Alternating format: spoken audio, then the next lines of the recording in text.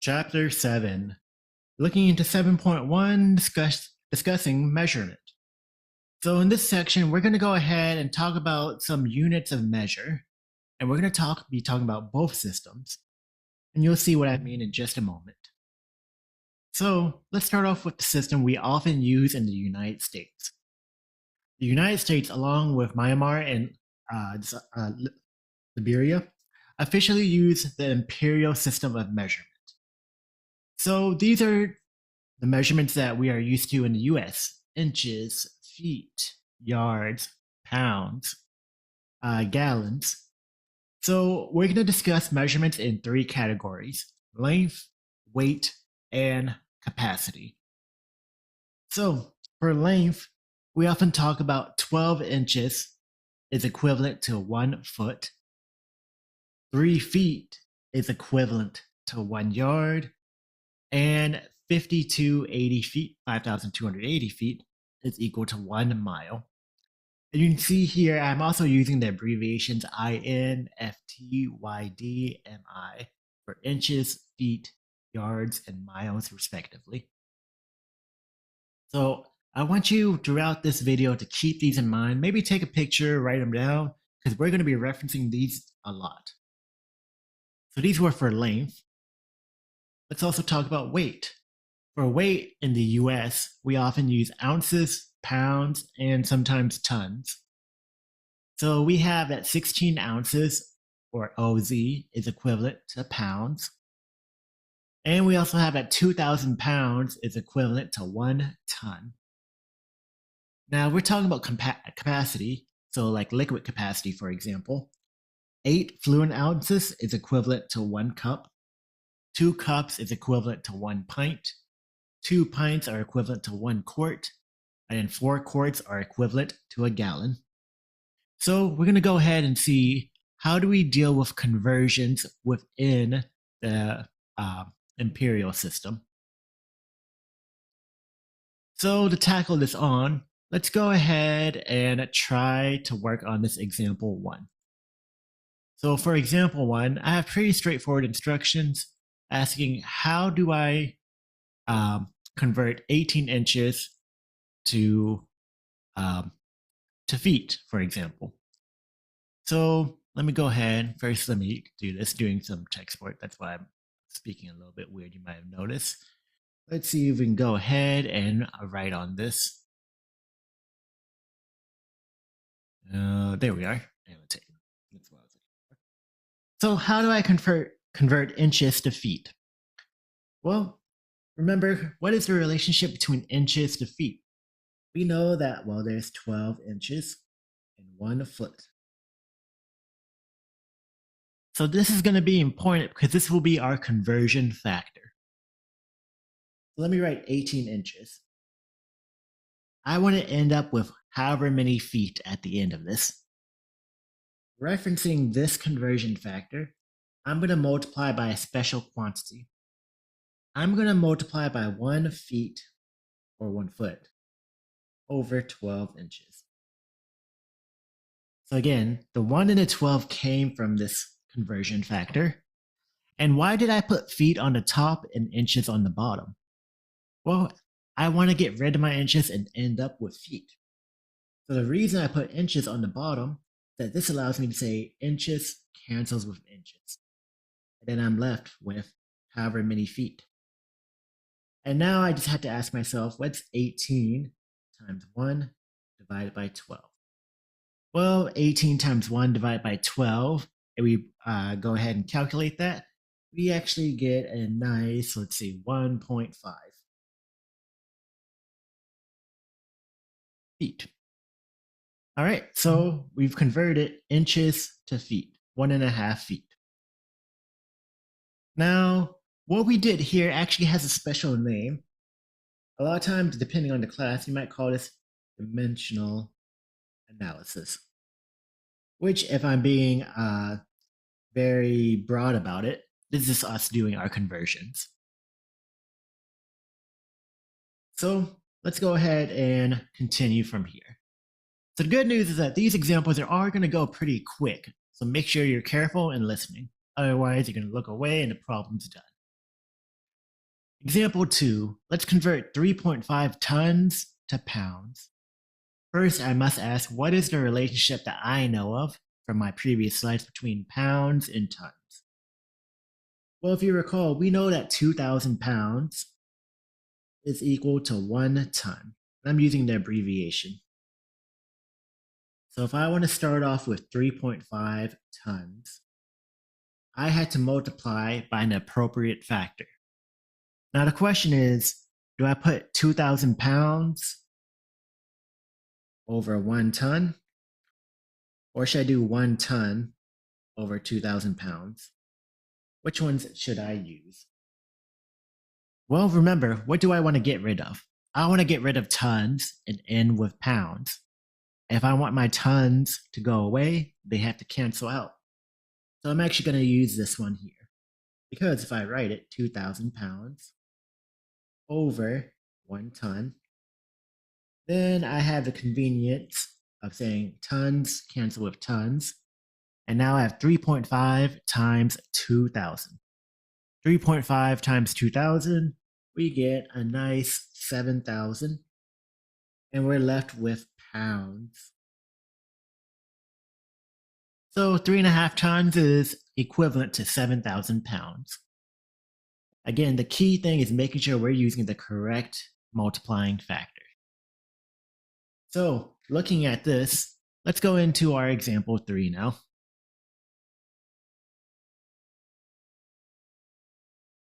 How about if I do 3.7 miles to inches? What's a little different about this? If I go back a couple of slides, did I have a relationship directly between miles and inches? Let's go back a couple of slides and see. Let's see. I had inches to feet and feet to miles, but I didn't have anything about inches to miles exactly. Fortunately, that's not really going to be much of an issue. I did have a continuing relationship. I knew that there were 12 inches in a foot. And I know that there are 5,280 feet in 1 mile. So how does this change the game for us? This means that I'm going to be dealing with multiplying by 2 values. So I start off with 3.7 miles. What I'm going to do is I'm going to go from miles, then to feet, and then to inches. So first off, how do I go from miles to feet? Well, I have this relationship between miles and feet. I want to get rid of miles, so I know I'm going to put 1 mile underneath. 1 mile, not miles. And then we have that's equivalent to 5,280 feet. So looking at this will definitely cancel out my miles and leave me with feet. But now I also want to go from feet to inches. How do I get rid of the feet? Well, now I focus on this first one. I know that 12 inches is equal to 1 foot. So if I write this out, I have 12 inches and 1 foot. And again, I put the foot on the bottom because I want my feet to cancel out, and the only units I want remaining are inches. So this definitely will give me inches. And how do I go ahead and multiply this? We'll have 3.7 times 5,280 times 12. If I multiply all those out, I might actually need a little bit of room here to write the whole number for inches. We will get a nice, let's see, 234,432 inches. So that's how many inches are in 3.7 miles. So we just converted miles to inches. All right, so I'm going to go ahead and move forward from here. I do have in the notes an example 4 about converting gallons to cups. And then from here, I want to go and actually skip to this slide. So in the US and those 2 other countries, we often use the imperial system of measurement. But the rest of the world really uses the metric system. The metric system is sort of a standardized system that was developed in the late 1700s, and it's actually was quite successful in standardizing it because, well, almost most of the world uses these units. And you might be more familiar with the individual units, meters, grams, and liters. So just like how before we talked about length, weight, and capacity, we're going to go ahead and talk about those same three things in the metric system. So in the metric system, the thing that's a little bit different is the metric system relies on a singular base unit and then adds prefixes. So starting off with length, we have the base of a meter, which we abbreviate with M. This is the base unit for length. And if we're talking about it in the US, to give you an idea, 1 meter, this is about the distance from the floor to a doorknob. A gram is a base unit for weight, and it's about the weight of a standard paper clip. And then a liter is a base unit for capacity. This is the capacity of a box that is 10 centimeters long on each side. So these are our base units for the metric system. And like I mentioned, the metric system adds prefixes. For example, we have kilo, hecto, deca, deci, centi, and milli. So for example, each of these prefixes denote a certain derived measurement of the base unit. For example, if I look at this first one, kilo. Kilo represents 1,000. So a kilometer is 1,000 meters. If I look down here at centi, centi represents 0.01. Or in other words, 1 centimeter is 0.01 meters. So there's a lot of prefixes beyond this, but these are probably going to be the more common ones that you see. So let's go ahead and do some conversions within the metric system, keeping these in mind. So for our first example, and the metric system at least, let's convert 0.38 meters to millimeters. So remember the prefix M.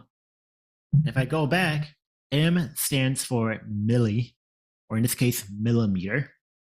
And we see that 1 millimeter is equivalent to 0.001 meters. So let me write that. 1 millimeter is the same thing as 0.001 meters. The good news about this is that once we get that conversion factor, we're actually going to work this the exact same way. I have meters. I want to get rid of meters and end up with millimeters. So I know based off this conversion factor, I'm either going to use 1 millimeter or 0.001 meters or 0.001 meters over 1 millimeter. So which one do you think I'm going to be using if I want to get rid of meters? Well, if I want to get rid of meters, then I need the basic meters on the bottom. So I'm multiply by 1 millimeter over 0.001 meters. So if I did this correctly, meters cancel out. And what do I get? 0.38 divided by 0.001. This should give me 380 millimeters. So we just did a conversion using the metric system. Now, if you want some extra practice using something very similar, go ahead and do this quick example 6. I'm not going to go through this because, well, it's still the same thing, but this time going from milligrams to grams. I'm going to go ahead and move into example 7. What if I want to convert 2 kiloliters and 157 liters to just liters? Well, I already have this part converted. I don't really need to touch the 157. but I want to convert 2 kiloliters over to something liters. What's the prefix K? K represents the prefix kilo. Or if we go back to that previous slide, we know that 1 kiloliter is equivalent to 1,000 liters. So if I want to change 2 kiloliters to liters, I need to multiply and first get rid of my kiloliters, so 1 kiloliter, and then 1,000 liters on top. So now I ask, what's 2 times 1,000? Well, that gives me 2,000 liters. And now if I want to complete my problem, this was the 2 liters, kiloliters part. Finish up, I just need 2,000 liters plus the 157 that I didn't touch before, giving me a total of 2,157 liters. So we have this here. So I gave you this example just to show you how things can be rewritten in a slightly different way. All right, so let's look at this example 8. Let's convert 5.3, and here I have HM to CM.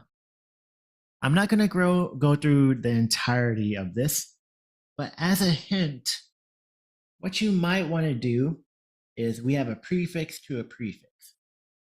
It may be good to go from this HM, hectometer, to meters, because we know how to do that, and then go from meters to centimeters.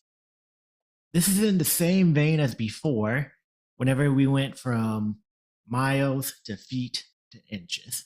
So in this case, we're going to multiply by 2 values.